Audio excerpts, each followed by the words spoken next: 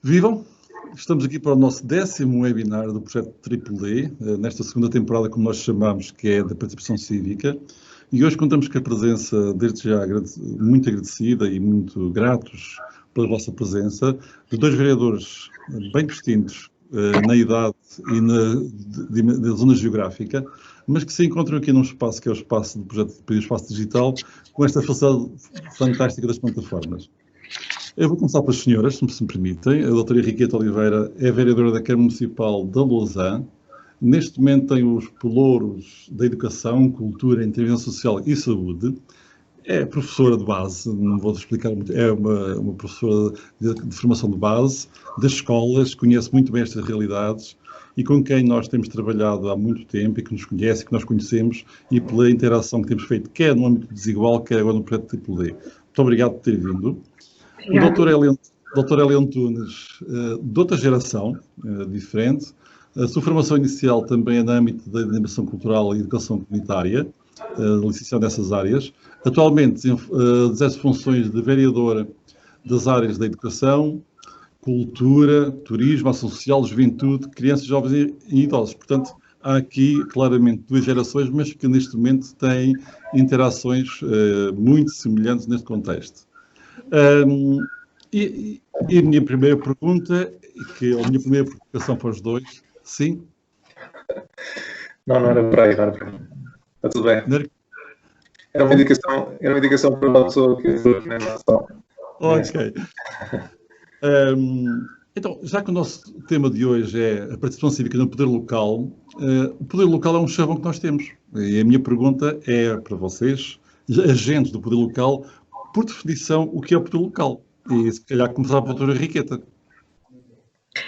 Então, boa tarde a todos. Eu penso que talvez mais interessante do que nos agarrarmos a definições muito precisas, porque essas definições temos-las em todo lado, temos-las nos dicionários, temos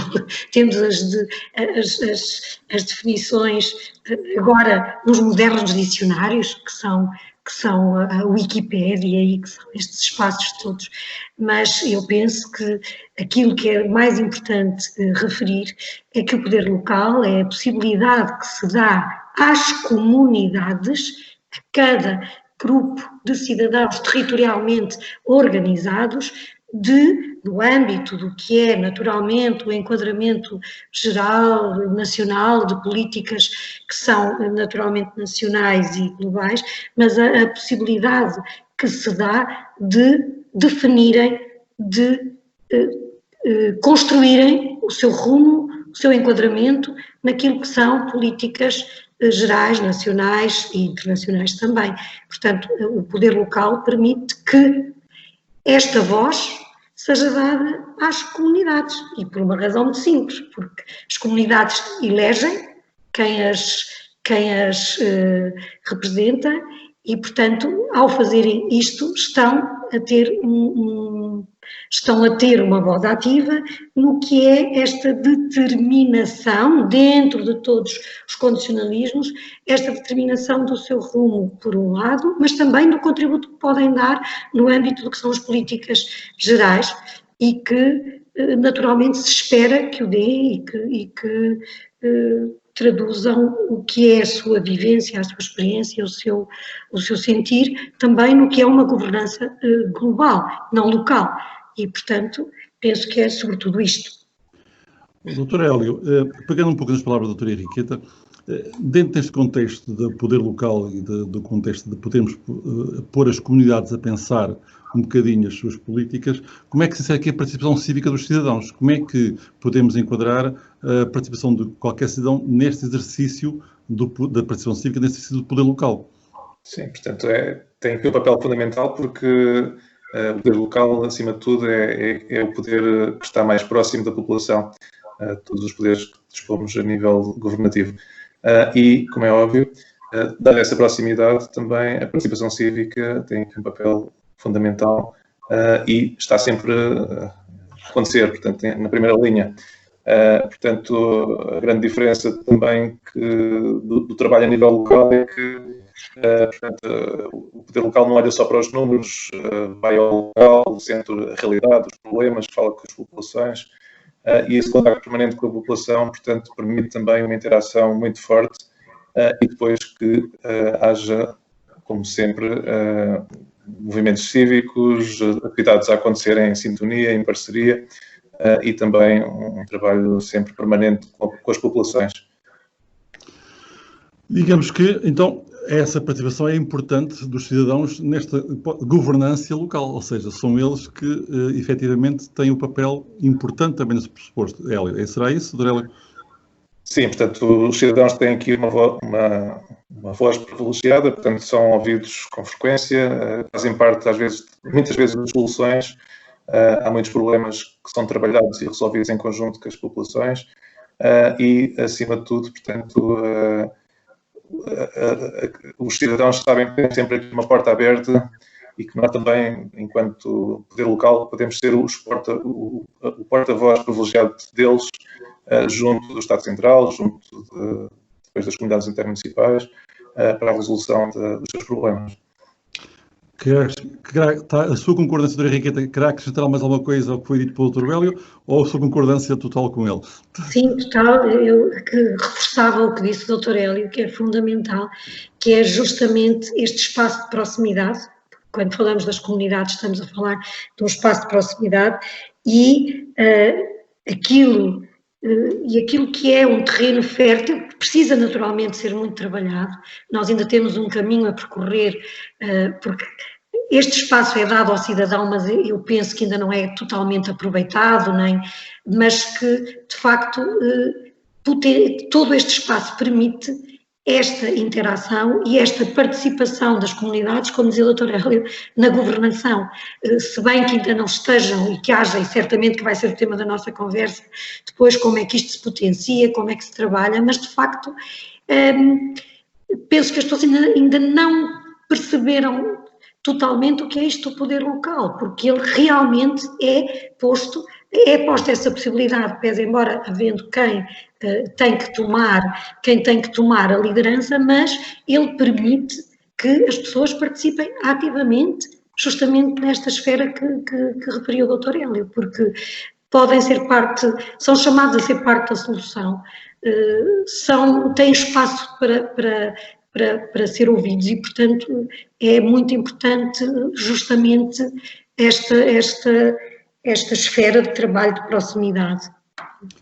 Da nossa experiência enquanto projeto Triplo-D, o que temos sentido um bocadinho nas comunidades educativas e não só, é que ainda há uma falta de consciência desse pertence do comum que nós temos, ou seja, o espaço público, o jardim, que é um espaço público, essa questão do espaço público muitas vezes ainda é visto como algo que é vosso, as governantes do poder local, e que é uma responsabilidade vossa. Acham que isto também é um passo que temos de dar em frente, no sentido desta consciência maior cívica de que o espaço como é meu, que o jardim é meu, que aquele banco de jardim que ali está, sou eu que também sou responsável, ou sois vós, os governantes do poder local, que sois responsáveis por isso? O que é que entendem como é que percebem isto? Doutora Henriqueta, por favor. Seguramente. Eu confesso que sou uma acérrima defensora, provavelmente também por ser professora e, portanto, aquilo que eu sou e serei sempre, sou professora, e um professor sabe o que é o espaço da educação, para além da instrução, do que é o espaço da educação. E, na verdade, as comunidades, há uma entidade, creio que o Dr. Hélio concordará comigo, e sobre a qual eu às vezes brinco com os alunos com isto, onde reparar que há uma entidade que tem imensas responsabilidades, e nem é o Presidente, nem os vereadores, é uma entidade chamada eles, onde reparar que mais do que vosso, há uma entidade eles. Nós, cidadãos, temos muito este hábito de dizer, eles fizeram uma lei, eles fizeram uma multa, eles não limparam o jardim. E eu costumo brincar e dizer assim, então, mas quem são eles? Eles somos nós, não é? Porque não há um eles que está separado do que é. E, portanto, seguramente, eu penso que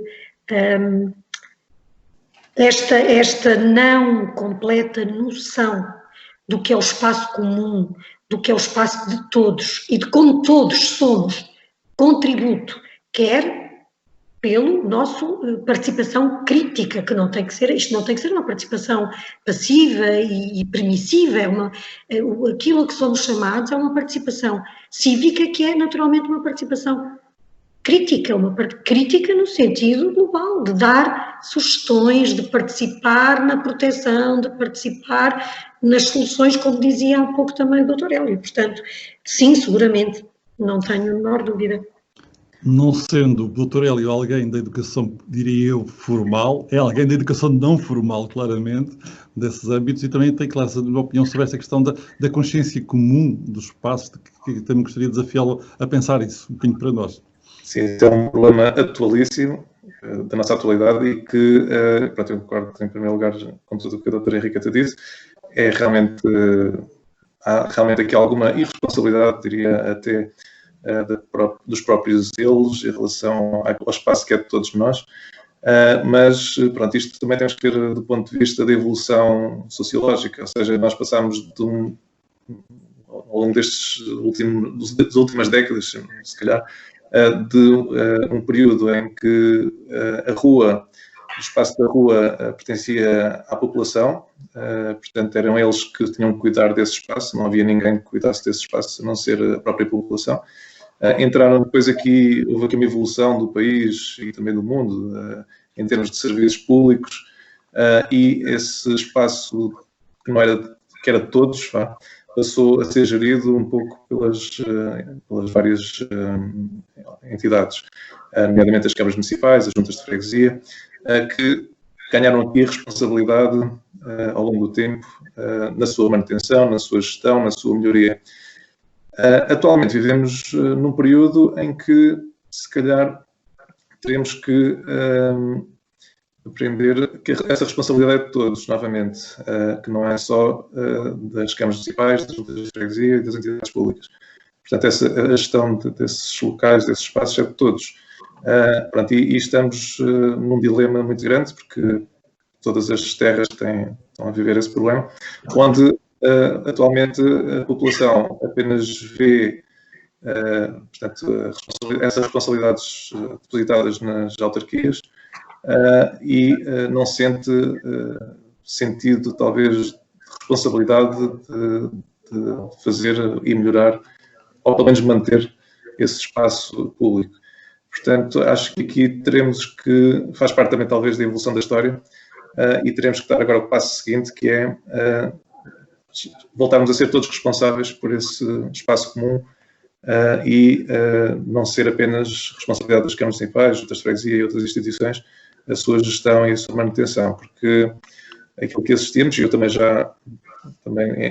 em várias palestras, e uma delas com alunos, perguntei precisamente de quem era a responsabilidade de um candeeiro ou se um determinado banco de jardins tivesse partido, quem era a responsabilidade de o reparar. E a resposta deles foi, claro, é da Câmara, é da Junta de Freguesia. E eu perguntei, então, e de onde é que veio o dinheiro para os orçamentos das câmaras e das juntas de freguesia? Veio do Estado. Então, e de onde é que veio o dinheiro para o Estado?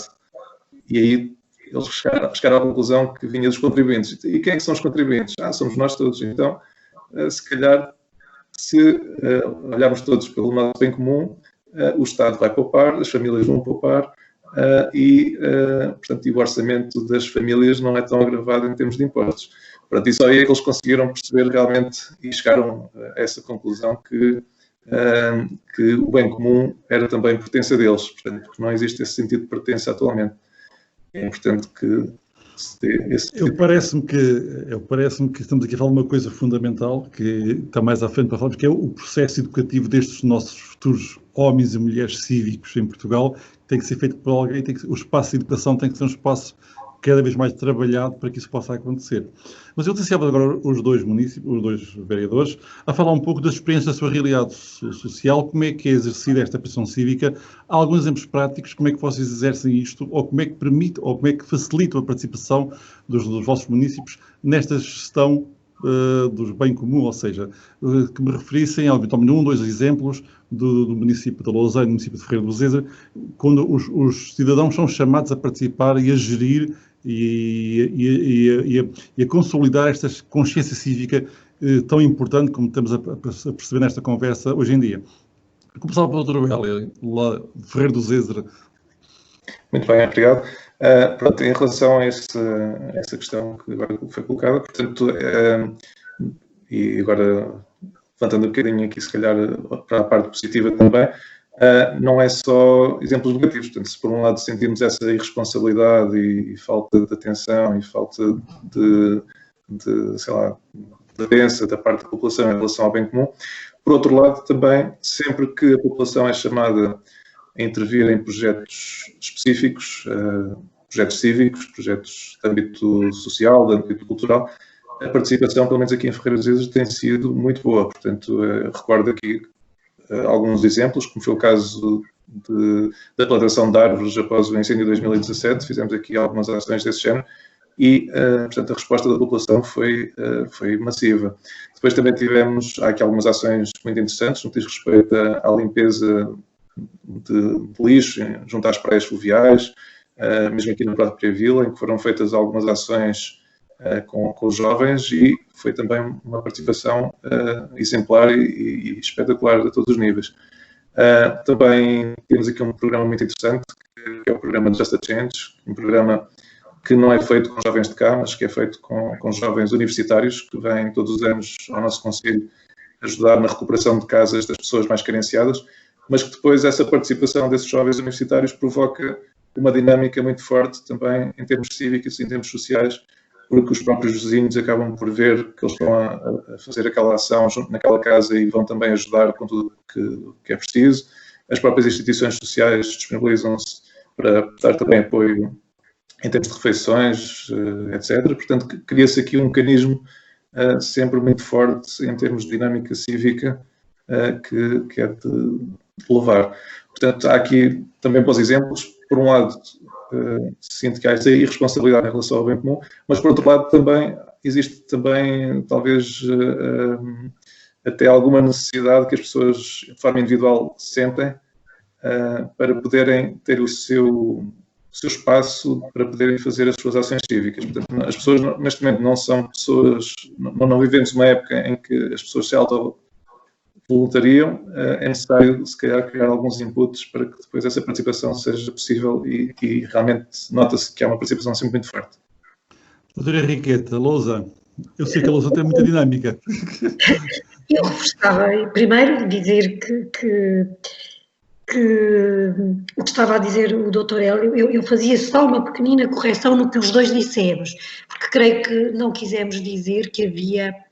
Que ainda que era negativa. Eu penso que é preciso amadurecer, temos que amadurecer. Portanto, todo o percurso, todo o trabalho, toda a construção da participação cívica tem que ser amadurecida.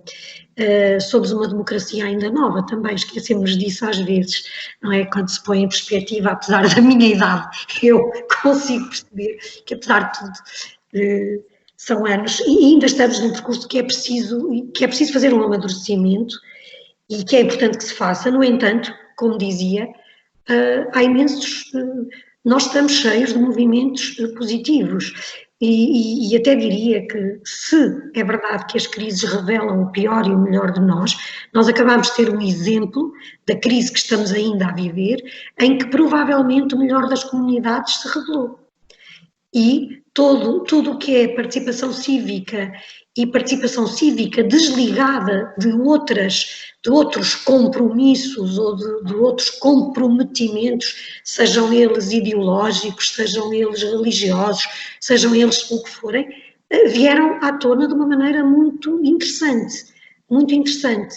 E penso que também se terá vivido isto em Ferreira dos Zezer, suponho, que terá sido semelhante. E, portanto, eu diria que, desde logo, aquilo que nós temos que fazer enquanto autarquias é justamente dar espaço e potenciar que os movimentos locais, os projetos, as redes se desenvolvam e partilhemos com eles, ou mais do que partilhar, é a nossa função dar o piparote para que depois as redes funcionem. É assim um bocadinho um Deus do piparote, dá um empurrãozinho e depois as coisas acontecem, não é? E, por um lado, temos observado, penso que nas comunidades são claras as construções de redes, cada vez mais há uma percepção da importância do trabalho em rede e de como esse trabalho em rede não é uma mera soma de partes, mas potencia o que é o contributo de cada um, porque as redes fazem isso, as parcerias fazem isso, potenciam o que é o contributo de cada um. Por outro lado, dão espaços a diferentes olhares, a diferentes visões que são fundamentais na construção da cidadania e eu diria também da democracia. E, portanto, nós temos na Lausanne quer os projetos, quer o projeto de escolhas, os próprios projetos que trabalhamos com a Caritas e, portanto, o que eu estava a dizer é que também, à semelhança do que disse o Dr. Hélio, há imensos exemplos práticos na Lausanne, desde logo este que eu estava a dizer, de serem diferentes entidades a assumir, por exemplo, os apoios sociais, a distribuição direta dos apoios sociais, nomeadamente, estou-me a lembrar das conferências da Igreja Evangélica, portanto, é distribuído por diferentes entidades que fazem este trabalho, essa tarefa, e bem partilhada, e depois temos também todos os movimentos que nascem dos projetos, de uma série de projetos que estão candidatados, o projeto da Rede Cuidas, que trabalha nomeadamente só com idosos isolados, ou o projeto do CLDS, ou o trabalho de voluntariado, que sobretudo nesta última fase de pandemia foi incrível a forma como as pessoas se voluntariaram para ajudar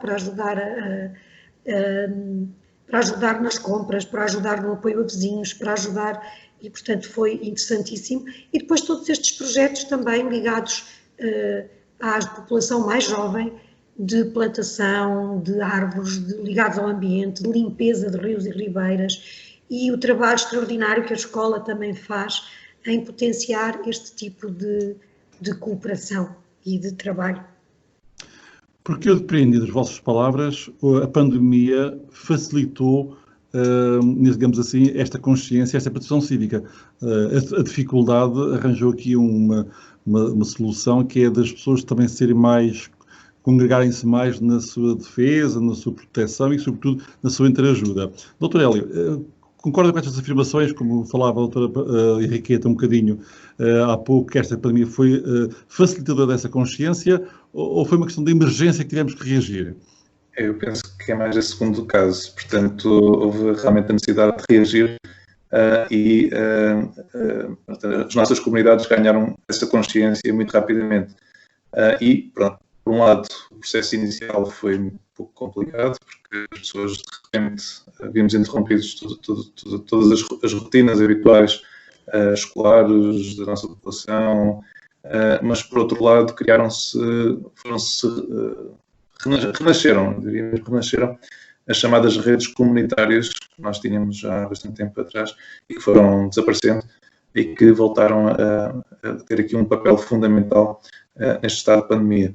Não sei se é esse também o segredo de Portugal conseguir ser uma das nações mais antigas do mundo e quando é necessário vamos buscar, e já vi essa expressão várias vezes, que o segredo para nós sobrevivermos está na nossa comunidade e é uma realidade. Portanto, houve aqui um renascer dessas redes, muitas surgiram de forma espontânea, outras foram contributo também aqui de algumas instituições, mas que depois foram potenciadas, mas de facto o que é certo, apesar de ser algo muito negativo para a nossa sociedade, portanto esta pandemia veio trazer aqui enormes problemas, mas por outro lado voltou-nos a dar uma consciência cívica muito forte e junto das nossas comunidades locais um conjunto de novas, eu diria novas antigas, maneiras de trabalhar que são agora necessárias e que talvez fiquem, portanto, após a pandemia, que é bom.